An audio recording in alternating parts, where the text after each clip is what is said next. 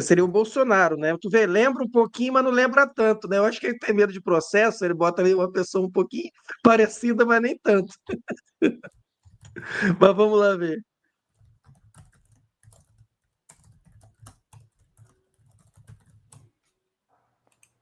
Eu não posso mais sair de casa?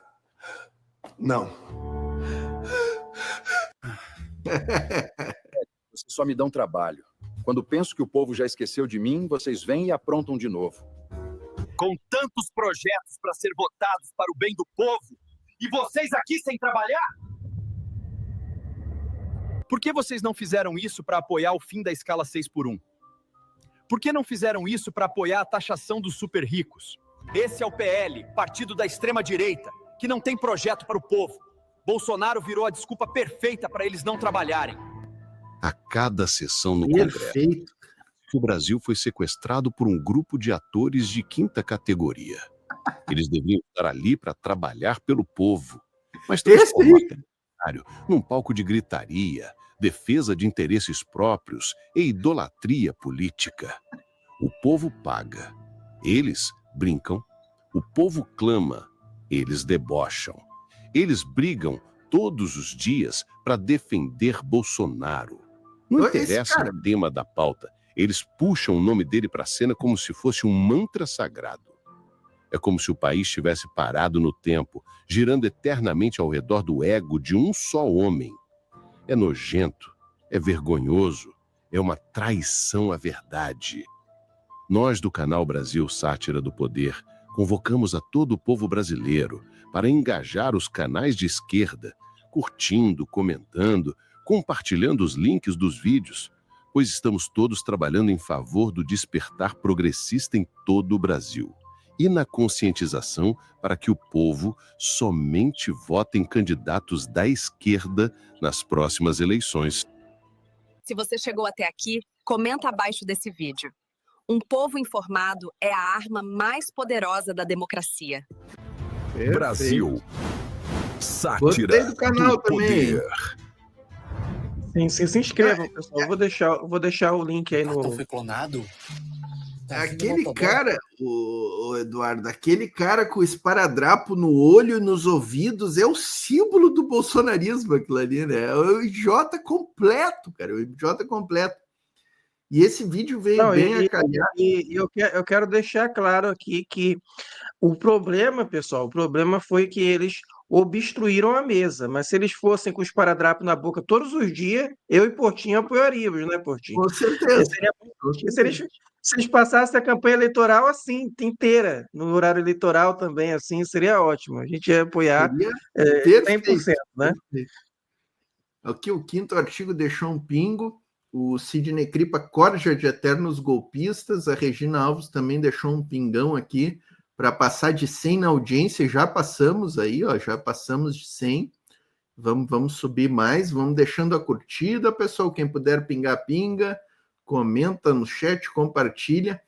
O Sidney Cripa lembrando que o auxílio salvou muitas vidas graças à pressão da esquerda. E tinha um comentário aqui que eu achei interessante de uma camarada aqui, ó, a Maria Aparecida Araújo, dizendo que ficou 1 ano na linha da insegurança alimentar, né? Tá aí, ó. Tem muita gente no Brasil, né? Como eu falei aqui, mais de 50%, parece que chegou a 118 milhões de brasileiros vivendo em insegurança alimentar, né? Tá aí no chat, ó, o link do canal do Eduardo Lima, ó. Sigam lá também.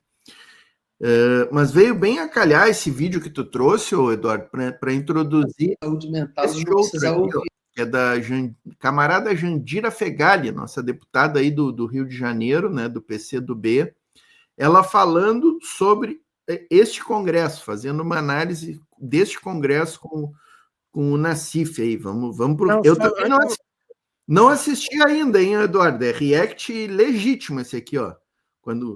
Antes de você dar play, eu queria fazer uma menção honrosa aí ao próprio Luiz Nassif, que ele ajudou muito na minha politização. Pessoal, para quem não lembra, antes do YouTube, de ter alguma coisa de esquerda no YouTube, o Luiz Nassif ele contribuiu muito com a politização através de blogs, tá, pessoal? Para quem não sabe, o Luiz Nassif, agora ele não tem mais esse recurso, mas ele tinha no blog dele, o blog dele tinha um espaço ali que você poderia criar seu blog lá dentro. Então, ele era um espaço bastante democrático ali, que você trazia notícias ali, e durante o dia, um determinado momento do dia, ele escolhia algumas notícias para poder divulgar no blog principal dele, e muita gente ficava ali, inclusive ele dava espaço até para a própria direita debater ali dentro, né? Claro, desde que fosse de forma respeitosa, né, e tudo mais. Então, o Luiz Nassif está há anos aí lutando, né, contra essa direita aí. Lembrando que o Luiz Nassif ele foi muito atacado, né, por um cara que hoje é até admirado aí por parte da esquerda, que é o Renato Azevedo, tá? Renato Azevedo foi ele foi Exatamente. um dos criadores dessa direita chucra aí, antes do Bolsonaro, né? Agora, né? Não vou aqui ficar questionando se ele realmente mudou, se isso é uma estratégia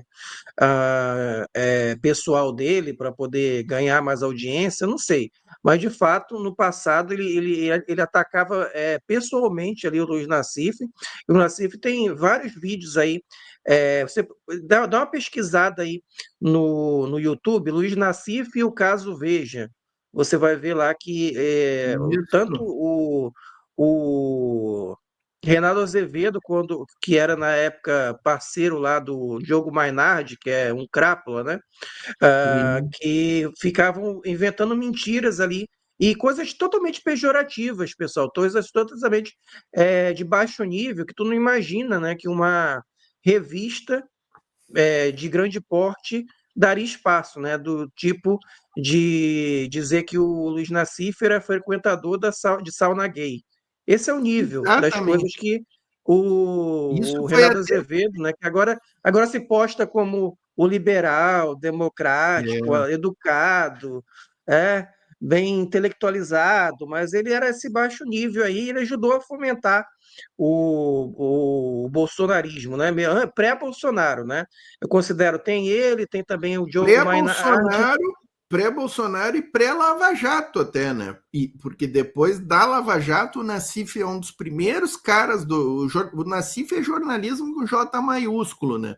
Ele foi um dos primeiros jornalistas a questionar a Lava Jato, né? Os procedimentos da Lava Jato. E aí sim, aí o Reinaldo Azevedo foi com tudo. Diogo Mainardi, essa corja aí, foram todos com tudo para cima do Nassif. Antes disso, eles já atacavam o Nassif, né? Mas depois da Lava Jato, eles vieram com mais força ainda, né? E tá aí, né? O Nassif hoje é um dos caras mais respeitados, com credibilidade, né? E o Azevedo é isso aí, né? O Sidney Kripa, o tio Rei tem um passado estranho, né? Realmente, né? Bem, bem estranho, né? Então, justa observação, Eduardo. Vamos soltar aqui, vamos ver o que a Jandira Fegali traz aí sobre o Congresso Brasileiro. De fazer um protesto silencioso. Mas, Nassif, o Congresso, eu ouvi o Valdeir dizendo, de fato, ele vem piorando muito, né? A sua qualidade de debate, a sua qualidade de intervenção, de compreensão do Brasil, de relação com a sociedade. É uma piora grande que já era prevista pelo próprio Ulisses, né? E a gente vem prevendo isso todo ano, porque os fatores que definem uma eleição eles vão se alterando ao longo do tempo. O voto hoje é muito distritalizado, muito decorrente de recursos, né, recursos públicos no sentido das emendas parlamentares, principalmente o que foi a emenda de relator, né, o chamado orçamento secreto, mas também por uma disputa, uma guerra cultural de valores muito potente, onde as redes sociais têm um peso enorme, né? Onde o neopentecostalismo tem um peso enorme. Então, é uma eleição sempre violada do ponto de vista democrático por essa comunicação que falseia a verdade, que falseia os dados, e isso tem gerado um Congresso pior e um Congresso mais desqualificado e mais distante da realidade que vive das demandas do nosso povo. Então, é muito ruim o que a gente está vendo no Congresso Nacional nos dias de hoje. Eles não são majoritários, mas são uma parcela, vamos dizer assim, coesa no sentido do enfrentamento e da obstrução dos trabalhos da gente. Eita. E o desdobramento disso? Você tem as ondas aí bolsonaristas, você tem o Congresso atuando dessa maneira, você tem o Eduardo Bolsonaro e o Paulo Figueiredo fazendo carnaval, e você tem, de repente, a imprensa criticando o Alexandre Moraes. Como é que você vê a reação democrática aí em vista desses... Nassif, primeiro é preciso a gente separar as coisas, né? Uma coisa é o debate político aberto dentro do parlamento brasileiro, outra coisa é cometer crime. São coisas diferentes. Cometer crime, seja nas redes sociais, né? Crimes contra a democracia, contra a saúde pública, contra as mulheres, contra a negritude e todos que a gente conhece. Ao mesmo tempo, crimes contra esse, como esse do Eduardo Bolsonaro está fazendo, fora do Brasil, ele é pago pelo povo brasileiro e vai para fora articular sanções contra o próprio país, contra a sua economia. Eu acabei de ouvir que o setor calçadista, você que trabalha e é economista e trabalha com jornalismo econômico, que o setor calçadista pode demitir 8.000 pessoas com esse tarifaço de 50%. Então, eles estão jogando para o desemprego, para a paralisação de determinados setores que têm uma dependência grande com a economia norte-americana. Então, eles estão trabalhando contra o Brasil e politizando essa guerra comercial a partir de uma luta antidemocracia. Ou seja, eles querem salvar o Bolsonaro, ponto. E isso está acima de qualquer outra coisa. Hoje, no Congresso Nacional, o que eles fizeram foi tentar, num ato desesperado, chamar a atenção para ficar com esta pauta, porque a pauta econômica, a pauta do tarifaço e a pauta do Eduardo Bolsonaro tentando salvar o Bolsonaro é uma pauta muito contra eles. O Brasil se voltou contra essa posição. O sentimento patriótico verdadeiro do Brasil ele se sobrepôs, né? Eu fui lançar o meu livro numa biblioteca na Zona Norte, o pessoal dizia, Jandira, no sábado que vem é o Arraiá da Soberania, uma coisa popular. As pessoas usando a palavra soberania como algo cotidiano, como algo seu, né? Então, o que eles estão fazendo? Eles estão tentando trocar a pauta.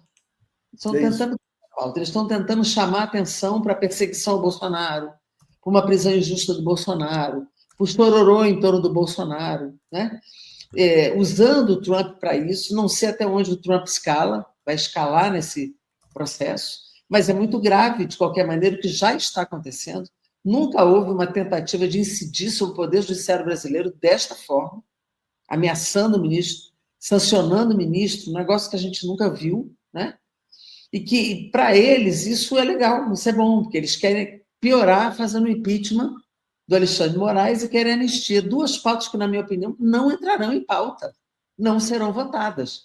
Mas eles fazem. Mesmo que entre, não tem nenhuma chance, né, de passar tanto o impeachment quanto a anistia. Até queria que a anistia entrasse em pauta para perder, porque eles não vão conseguir 250 e poucos votos que eles precisam para anistia na Câmara, e no Senado muito menos, né? E o impeachment do Xandão de jeito nenhum, né? Mas isso que ela falou aqui, né, importante, né? Até dei a pausa para falar sobre isso. Ela disse que não sabe até que ponto o Trump vai se manter embarcado nisso aqui, né? A Embaixada dos Estados Unidos, gente, fez uma manifestação que, assim, é um ataque à soberania nunca antes visto. O Flávio Dino, inclusive, deu uma resposta muito boa, né?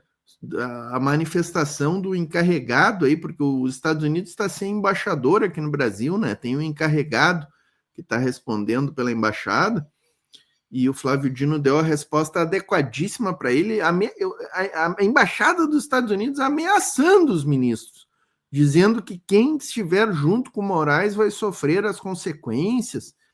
Então, assim, e hoje de tarde eu participei de um programa do Giro de Notícias com o Thiago Suman, aqui no canal mesmo, e eu falei sobre isso, que isso aí é uma coisa que tem me surpreendido.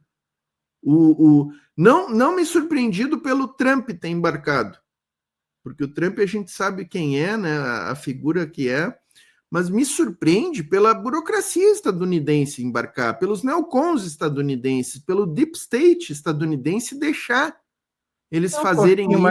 Mas ela ali a embaixada responde ao Trump, né, o governo Trump, então Está Não, mas alinhado com o Trump. O Trump responde ao Deep State, né, Eduardo? A gente sabe que o Trump não manda 100%, ele é um Eu mandalete entendi, o Portinho, mas você dos não entendeu neocontos. que, mas na minha visão, pelo menos até agora, né? Amanhã eu posso estar errado, a gente não sabe o dia de amanhã.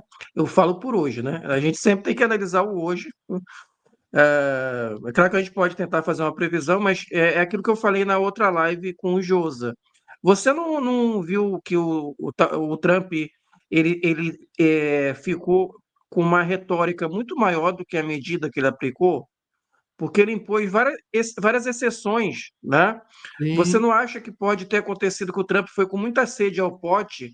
Ah, vamos taxar tudo, aí no final algum assessor chegou, ó, se você taxar isso aqui, vai se prejudicar aqui. Se você taxar isso aqui, isso aqui vai né? aumentar nos Estados Unidos. Se você taxar isso aqui, porque convenhamos, o Brasil, ele é um país em que as empresas estrangeiras e multinacionais americanas têm muita liberdade, né? Pelo Claro. menos eu Eu nunca ouso vi, por dizer que exemplo, é o país que elas mais têm liberdade, né? a gente reclama que tem até demais, né? A É. gente reclama justamente que tem até demais. Então, é, não faz sentido, né? Desse jeito, alguém deve ter dito, pô, olha, tá bom, o Brasil está no BRICS, mas o Brasil nunca rompeu um acordo com a gente, o Lula nunca. O Lula no sentido assim, o Lula não foi um Hugo Chávez, o Lula sempre tentou amenizar alguma Sim. coisa. Então não faz sentido uma sanção tão grande. Então ele foi ali fazendo várias exceções, né? E muita gente usa a expressão a montanha pariu um rato, né? Que aquelas taxações não impactaram tanto assim, né? Como parecia que iam impactar, né? Então você não acha que o Trump ele tem aumentado a retórica e diminuído a ação?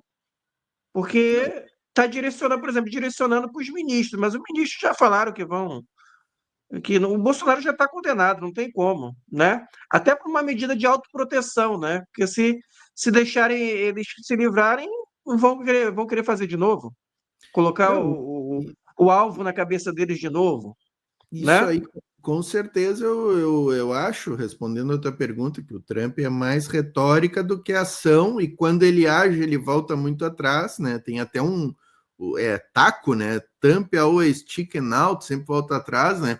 E não só nesse episódio do Brasil, em todos os outros episódios aí, a China, ele voltou, a União Europeia, que sentou no colo dele ali, a van der Leyen, até investimentos prometeram fazer.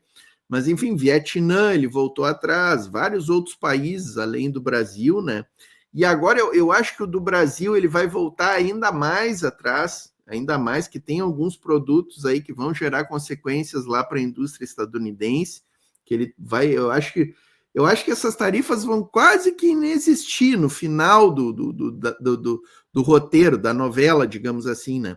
E eu acho que a Índia ele também vai voltar atrás, porque ele impôs uma tarifa severíssima para a Índia também, 50%, né? Então eu acho, mas o meu ponto, quando eu Coisas digo. bizarras, Portinho. O cara impôs sanções à Líbia. Eu fico pensando, o que os Estados Unidos Imagina, querem mais da Líbia? Já imagina destruíram o só. país, já colocaram o governo deles lá no poder, eles querem mais o que da Líbia? É impressionante isso, né? Chega a ser desumano, né, Portinho? Mas dentro desse ponto exatamente que tu coloca, que o Lula nunca representou uma ameaça ao imperialismo, né? Nunca representou uma ameaça ao livre trânsito dos capitais estadunidenses aqui dentro do Brasil, né? Pelo contrário, a gente critica aqui no canal essa taxa de juros de 15%, que é um grande atrativo para os capitais estadunidenses virem especular aqui dentro, né? Então, assim, é por isso que me surpreende, Eduardo, que o Deep State, que a burocracia estadunidense permitam que o Trump avance dessa forma na retórica, exatamente, entendeu? Permita que a embaixada estadunidense faça uma carta tão afrontosa, tão agressiva ao Brasil, né? Você pode mostrar a carta curta? Seria bom porque eu mesmo não vi. Deixa eu trazer, eu tenho um vídeo aqui que eu não queria cortar. Vamos fechar a Fegali e depois eu trago esse vídeo, que eu até separei esse vídeo que tem a resposta do Dino. Vamos fechar a Fegali aqui, depois a Tá, gente traz a e também eu queria fazer uma pergunta polêmica para tu. Então, você entrou, então você Vamos agora fechar você a vai ser Fegali alvo ou da pergunta polêmica, hein? pergunta polêmica agora ou depois da Fegali? Vamos fechar a Fegali? Depois da Tem mais Fegali. uns 3 minutinhos aqui da Fegali, vamos ver. Não querem perder a base eleitoral, seu núcleo duro principal, que eles ainda conseguem botar ali na rua por um tempo. Né? Então, é isso. Agora, eu percebi nitidamente, de alguns dias para cá, um certo rock de comentaristas da grande mídia, né? Que até então vinham só batendo, Pô, mas tem um rock sendo feito aí, Nassif. Eu percebi claramente, hoje, por exemplo, eles só botaram comentaristas convidados que diziam que a culpa era do Alexandre de Moraes. Assim, como assim? Como é que. Quer dizer, os caras cometem um crime, eles ameaçam, eles sancionam o ministro, sancionam o Supremo, cometem crimes lá fora contra o Brasil. O Bolsonaro envolvido nisso, financiando isso. Aí ele bota medidas cautelares, as medidas cautelares são desrespeitadas e ele faz o quê? Vai baixar a cabeça para o Trump? Vai baixar a cabeça para um desrespeito à Suprema Corte? Claro que não. Eles podem ter provocado isso para gerar essa pauta, mas a culpa não é do ministro Alexandre de Moraes, ele está certo. Ele está agindo corretamente no processo. Mas você vê uma certa virada, uma tentativa de botar, de fato, um carimbo de perseguidor, de exagerado, de extrapolando a sua competência para dentro da Suprema Corte, particularmente para Alexandre de Moraes. Agora, isso é disputa política, é disputa de rede, é guerra cultural mesmo. Nós, mas do ponto de vista do interesse das mídias, é um suicídio. É um suicídio. Se você desmonta o Supremo como último guardião da democracia, aí é a selvageria. Eles já provaram parte da selvageria com o Bolsonaro lá. Agora você vai ter um Bolsonaro. Não é o Bolsonaro. Quem vier no lugar do Bolsonaro, é que nem o Trump, virá redobrado aí. Mas não tem dúvida. Essa cegueira, viu, Jandira? Não tem dúvida. Mas nós precisamos, a gente está dizendo isso, né? Hoje, inclusive, nós enfrentamos aquela paralisia do Congresso, falando sobre isso, denunciando isso. Mas, obviamente, quem precisa botar ordem na casa é a mesa da casa também, né? Eu não tenho força para pegar os bolsonaristas na cala de cima. Eu, isoladamente. Isso é uma decisão regimental, constitucional, que tem que ser aplicada pelo presidente das duas casas. Os dois soltaram uma nota de entendimento, não uma nota de força, mas uma nota de entendimento, chamando uma reunião de líderes para amanhã de manhã, tanto Senado quanto Câmara. Porque quando eles paralisam o Congresso, me lembra, assim, quem é que paralisou o Congresso na história? A ditadura. Sim. Quem impede o parlamento de falar, quem fecha o parlamento, quem impede seu funcionamento, é o que há de mais autoritário, porque o parlamento está ali aberto para o debate, para a votação e para as diversas opiniões. Pode protestar, vai para o microfone e fala. Agora, se impedir que o Congresso funcione em nome de salvar um criminoso, que é Bolsonaro, e paralisar o país, não deixar votar isenção de imposto de renda, não deixar votar taxação de super rico, taxação de bet, eles não estão a favor dessa pauta. Então, eles usam argumentos também para paralisar a própria pauta. Tem um recorte econômico, um recorte de classe nessa história. Não é só o problema Bolsonaro, tem um recorte político, econômico e de classe nisso. E a mídia, se bobear, vai fazer um recorte parecido, o que é muito grave, como você disse, para a democracia brasileira. Se detonar o parlamento, detonar o judiciário, a democracia fica onde? Isso vai ser para a própria imprensa, censura, viabilidade, tem que enxergar isso no médio prazo, no longo prazo. Né? Perfeito, grande Jandira, minha deputada no Rio de Janeiro. Se eu morasse aí, Eduardo, eu votaria na Jandira e faria campanha para a Jandira. Quase perdemos a chance de ter a Jandira. Era governadora ou prefeita do Rio? Aquela a prefeita, foi aquele. O Flávio desmaiou. Foi aquele debate inesquecível que o Flávio Bolsonaro desmaiou, né? O Flávio desmaiou, ela ainda foi socorrer ele, porque ela é médica, né? Ela é médica, né? E os caras ficaram indignados, não toca no meu filho, dizia o Bolsonaro, né? Aquilo ali é o creme, né? É o creme de bolsonarismo, né? Mas muito boa a fala dela, com toda a razão, né? Tem toda essa questão do recorte de classe, essa questão que ela traz é importante também da imprensa, né? Que a imprensa vai ao sabor dos ventos, né? Tu falou antes aí do Estadão, O Estadão tem feito editoriais pesadíssimos contra o bolsonarismo, fez contra o Tarcísio no dia seguinte ao tarifaço. O Estadão e a Folha de São Paulo fizeram editoriais pesados, chamando de coisa... O Estadão chamou de manobra de mafiosos, o Estadão falou. Depois o Estadão fez outro Isso editorial... é uma prova de que o interesse econômico não gostou dessa... Eu não estou elogiando o O Estadão Estadão aqui. responde ao interesse econômico, né? A burguesia paulista. A gente fala o Estadão do PSDB de modo retórico, né? Mas é porque o PSDB atende aos interesses. O que o Tarcísio fez vai contra esse interesse econômico. Eles Claro. não é nem querer dizer que eles querem o impeachment do Tarcísio, mas é mais aquele soquinho, ó, se ajeita aí, tu tá indo pro lado errado, mais aquele aviso, ó. Não vamos apoiar se fizer isso. É mais um aviso, assim, ó. Não segue nessa batida que a gente te abandona, é isso aí mesmo. E hoje, foi hoje ou ontem, o Estadão fez um editorial duríssimo contra os congressistas bolsonaristas. Mas é aquela história, foi o que a Jandira Fegali trouxe aqui.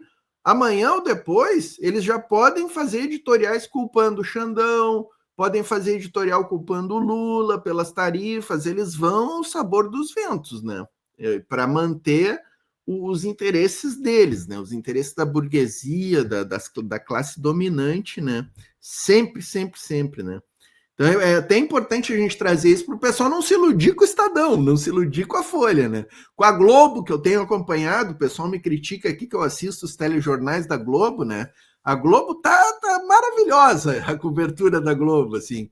Então, a Globo tá dizendo, eu fiquei apavorado essa semana, a Globo disse, a Renata Loffretti, no Jornal da Globo, disse o seguinte, Eduardo, as tarifas do Eduardo Bolsonaro.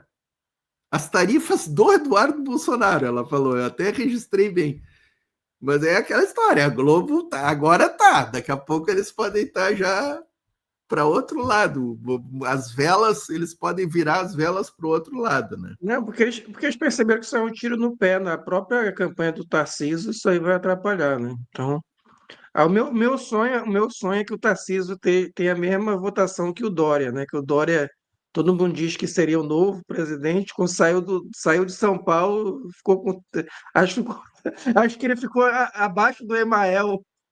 Foi ridícula a votação dele, né? Cara, virou até piada, né? Que o Emael, o pessoal, acho que fizeram uma pergunta para o Emael. O Emael, para quem não sabe, é aquele que tem só o jingle, né? A vida toda, um democrata cristão, então sempre está. Aí fizeram uma pergunta para ele assim: Emael, você está há anos disputando a presidência e você nunca nem chega perto de vencer. Por que você se candidata tanto?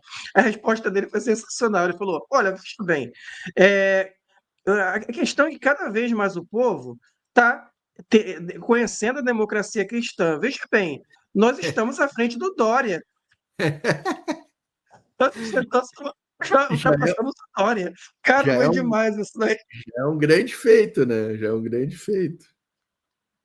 Entendi. Outra coisa, Portinho, o pessoal acusa o PT de ser autoritário. Tudo que o PT faz, esse pessoal acusa de ser autoritário, né? Aí é marco civil da internet. O pessoal começou a falar, autoritarismo, né? Um plano de direitos humanos, eu não lembro, acho que é a Declaração de Direitos Humanos, Estatuto de Direito Humano, eu não lembro se você lembra que o PT planejou fazer isso, tal. Aí estava acusando que era autoritarismo. E aí eu faço a seguinte pergunta: você imagine se esses acampamentos tivessem sido feitos na Rússia? Nossa! O que o governo russo faria com quem está acampando em frente ao quartel? Na China, faria o quê? A China. Pedindo golpe à cabeça do Putin, do Xi. Pedindo intervenção dos militares na China. O que o partido chinês faria? Estados Unidos. O que os Estados Unidos fariam com quem fizesse acampamento na porta do quartel, pedindo que os militares fugissem contra o Trump? Na porta do Pentágono, acampamento pedindo golpe de Estado e, né? Não, é inimaginável, cara. Inimaginável. A gente reclama até que o PT não foi autoritário o suficiente nesse ponto, esse pessoal reclama de barriga cheia, né? Eles querem forçar uma ideia de que o Brasil está sendo Porque Uma ditadura do PT, né? Era tudo que eles queriam, Eduardo. Entre o dia 1º de janeiro e 8 de janeiro, que o Lula já estava na presidência da República, tudo que eles queriam era que o Lula mandasse varrer eles da frente dos quartéis, para eles terem a narrativa potencializada, né? Aí o Lula não Sim, tanto fez, que né? levavam criança, né? E fizeram de novo, né? Uma Bolsonaro levou criança para o Congresso justamente esperando que a criança morresse lá, né? Para dizer, olha só, Cara, quer dizer, tu para sabe, evitar que a polícia levasse. tu sabe Ia que ver disso com. hoje de tarde eu comentei esse episódio dessa bolsonarista, tal da Zanata, que levou o filho de 3 meses para o Congresso, né? E quando eu vi a notícia, eu vi ali a imagem dela com a criança, eu pensei, não, mas deve ter levado porque, bom, tem que amamentar, é mãe, aquela história. Não, eu não vou criticar isso aí, né? Porque mas que é estranho, né? E aí depois eu vi uma entrevista dela, cara, num portal. Não era nem filha dela, né? Nem isso. Eu vi uma entrevista num portal, não sei se é filha dela ou não, mas eu vi a entrevista dela dizendo que sim, que levou a criança para fazer ela de escudo, para se defender, para que não. Ou seja, ela reconfessa do crime que ela cometeu em relação a essa criança, cara, sabe? Até tem uma entrevista do Lindbergh que ele diz que eles tentaram acionar o Conselho Tutelar ali no momento, mas acabou que o Conselho Tutelar não chegou lá no Congresso para pegar o flagrante, né? Porque até isso eles fizeram, né? Até isso eles fizeram. Mas, Eduardo, Agora vai a vamos pergunta polêmica, tá vamos preparado? para polêmica. Tem gente pedindo polêmica no chat aqui, ó. Sidney Pergunta Cripa. polêmica, hein? Sidney Vamos lá, Cripa. pô. Olha quem Lá está no vai, chat aqui, ó. Olha quem está olha a escondido no pergunta chat. polêmica, hein? Olha, tá preparado, Portinho? Tô.